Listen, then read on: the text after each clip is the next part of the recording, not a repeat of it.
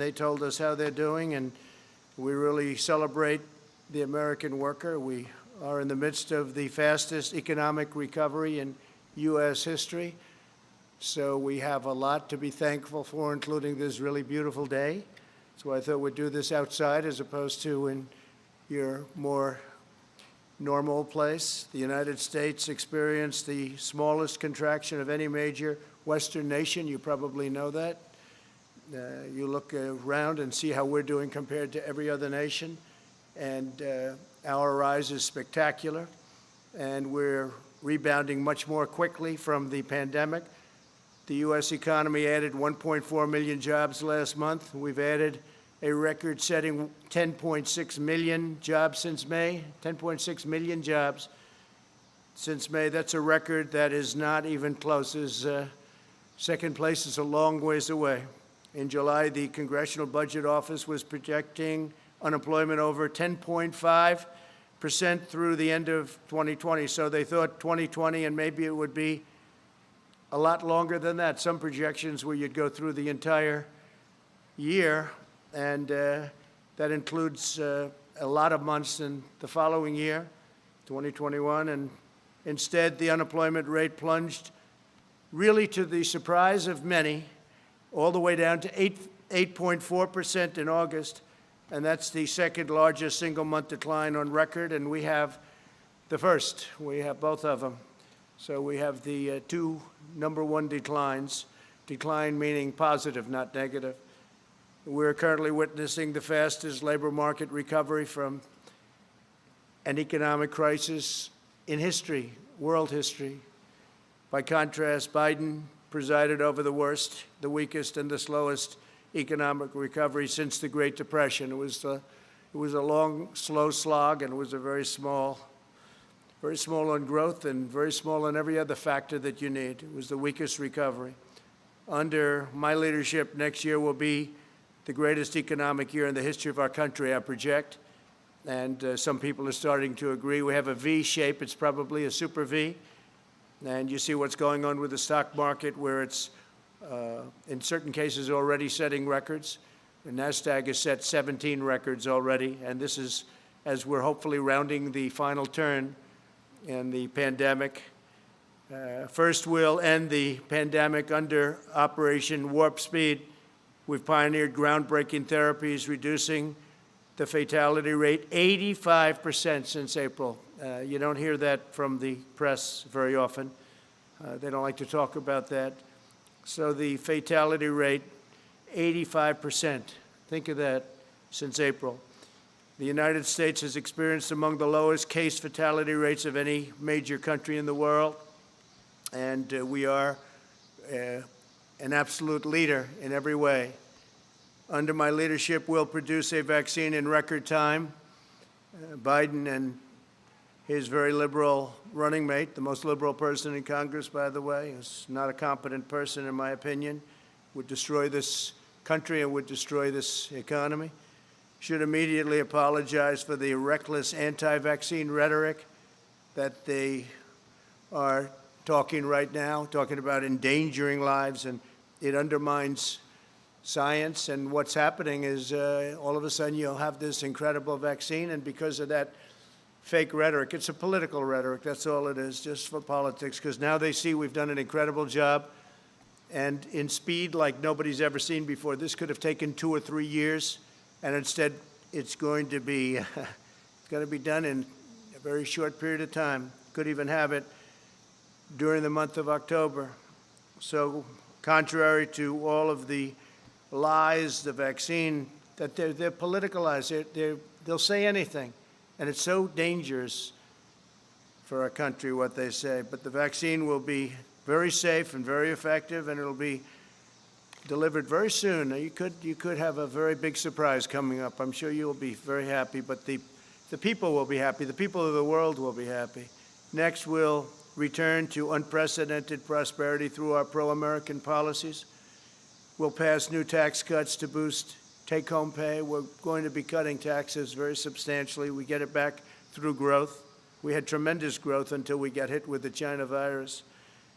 We'll continue our historic regulatory reduction campaign. We've As you know, in 3.5 years, we've cut more regulations than any other administration, no matter how long, no matter what period of time you're talking about.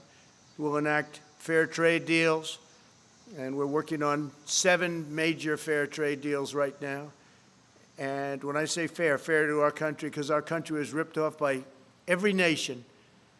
Friend, foe, didn't matter. Every nation was ripping us off at a level that it's just unbelievable, to be honest.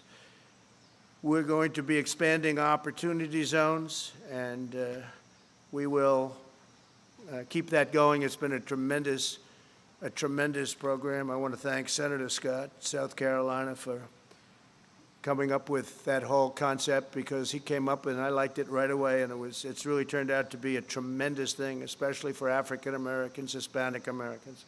We'll continue to unleash American energy. We're #1 in the world, and we're totally energy independent right now. And in 2021, we'll create 10 million jobs at least in the first 10 months. Joe Biden, the radical socialist Democrats, would immediately collapse the economy. If they got in, they would collapse it. You'll have a crash the likes of which you've never seen before. Your stocks, your 401ks. Remember, it's the people that own these massive listed companies. A lot of people, rich people and not so rich people and middle income people, and those stocks will crash like you've never seen before. The Biden plan begins with a $4 trillion tax hike, and that will end everything, including growth. There won't be growth. There'll be total contraction. Biden's also pledged to demolish the U.S. energy industry and implement the same policies causing blackouts in California. He wants to have things lit up with wind.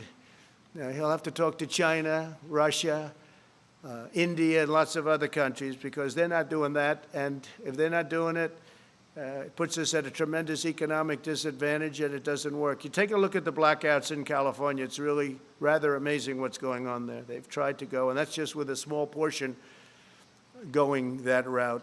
That doesn't work, and it can't fire up our big plants. If we're going to have this great industry that we've created, can't fire up our big plants.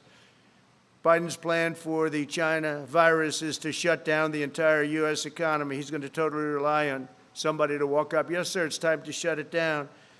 He'd be laying off tens of millions of workers and causing countless deaths from suicide, substance abuse, depression, heart disease, and other very serious illnesses. Because when you do a shutdown, there's a problem on the other side. It's not just from the virus. You have a big problem with suicides, with losing your jobs, with all sorts of things.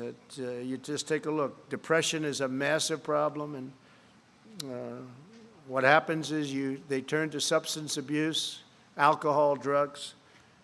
So we can't do that. And then we'd have to give up all the gains that I've been talking about over the last 3 months. What we have done is incredible. We're setting records all over the world. No matter where you go, nobody has done what we've been able to do. So we're setting records in jobs. We're setting records in numbers. And you're going to see some very big numbers. Third quarter numbers are coming out right before a very special day, November 3rd. So you have the numbers coming out. And they're, I think, going to be fantastic. I think they're going to be fantastic. The best numbers of all, if somebody doesn't come along and raise taxes, double, triple, quadruple your taxes, will be the numbers from next year. But you're going to have a good third quarter number coming out. And I think it's going to be hard for even the media to disparage that number.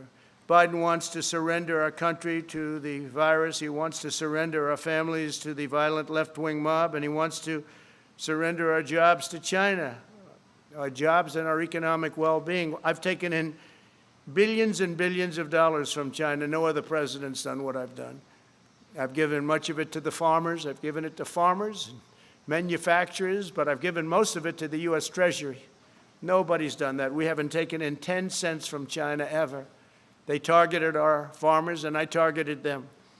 And I gave $28 billion to our farmers. Our farmers wouldn't be existent right now. Right now, they're very happy. In fact, they're setting records on purchases. China is purchasing more corn than they've ever done. Record purchase of corn and soybeans, beef, because they know I'm not happy with them. They know I'm not happy at all.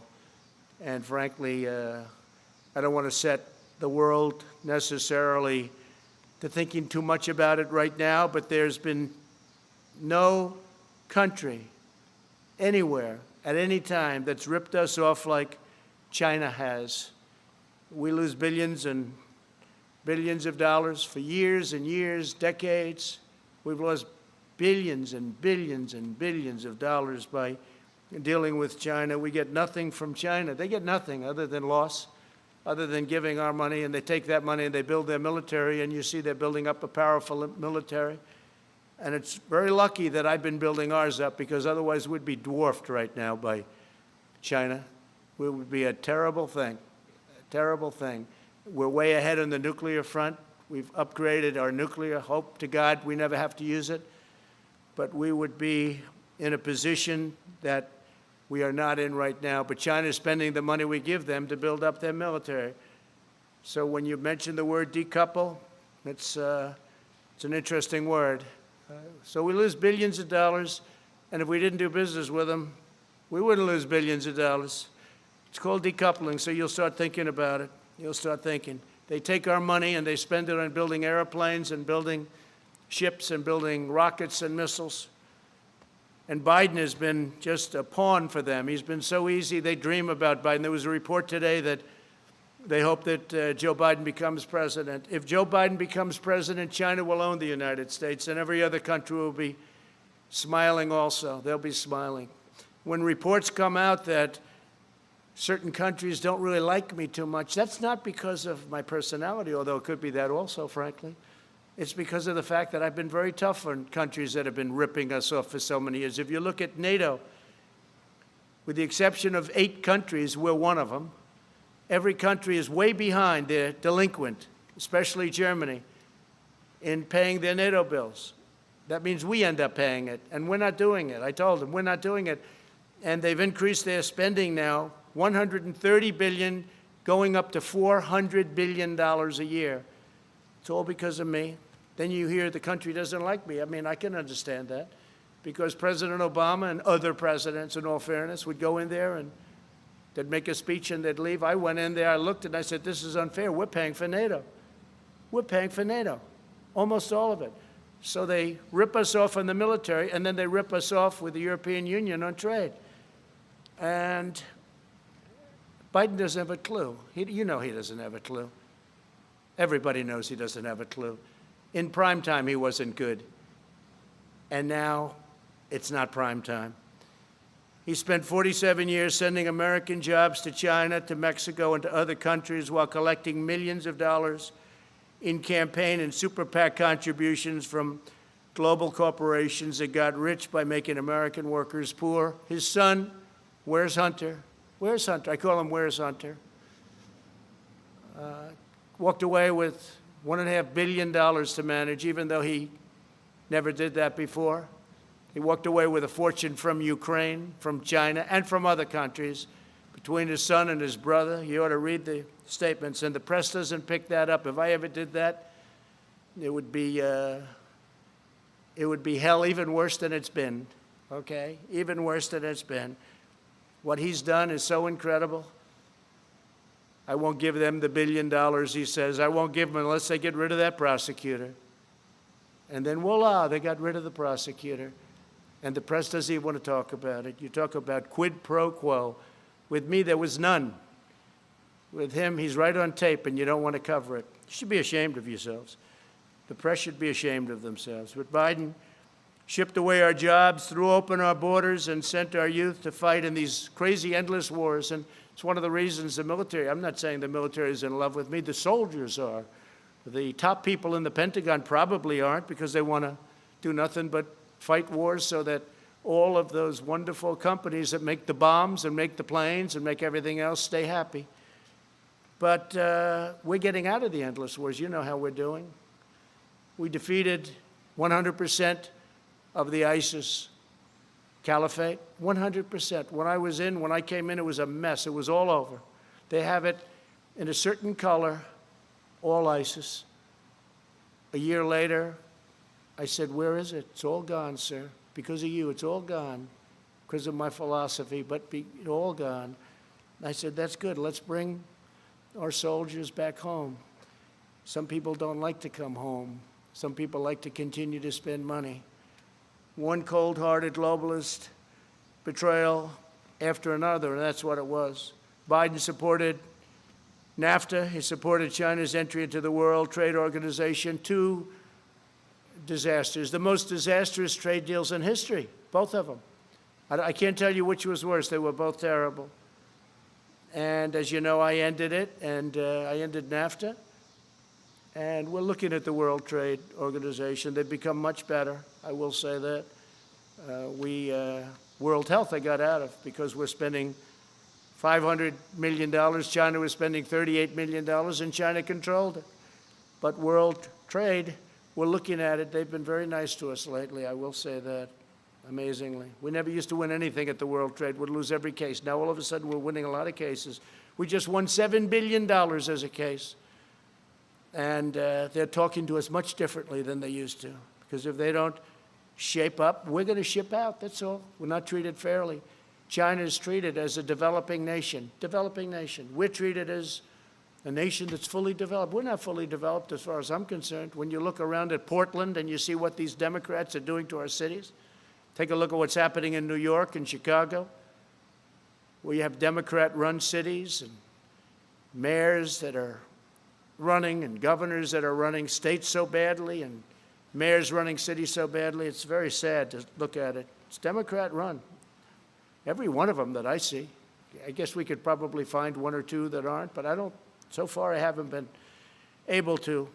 If you look at Biden, he supported TPP, Trans-Pacific Partnership, which would have been a disaster, would have destroyed